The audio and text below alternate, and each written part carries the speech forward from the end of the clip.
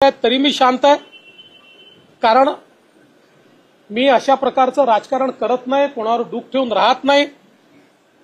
पण माझा एक सिद्धांत पक्का आहे, मी कोणाच्या नादी लागत नाही, कोणी नादी लागलं तर सोडत नाही। मी आज तुम्हाला स्पष्टपणे सांगतो आणि माझं त्यांनाही सांगणं आहे, कारण त्यांच्याच पक्षाच्या लोकांनी त्या काळातल्या त्यांचे काही ऑडिओ व्हिज्युअल हे मला आणून दिलेले आहेत। त्यामध्ये ते उद्धव ठाकरेंबद्दल काय बोलतायत, ते पवार साहेबांबद्दल काय बोलतायत, या संपूर्ण जे आरोप आज आमच्यावर लावतायत त्या संदर्भात ते काय बोलतायत, वाझेवर ते काय बोलतायत, या सगळ्या गोष्टी आहेत।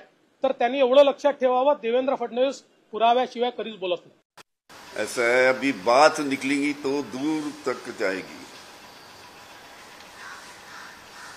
जोरों का झटका धीरे से सब आपके सामने धीरे धीरे आएगा। अरे धमकी बिमकी भी घाबरत नाही। नवीन घडामोडी पाहण्यासाठी आजच आम्ही मुंबईकर 24 तासला लाईक करा, सबस्क्राइब करा आणि अपडेट रहा।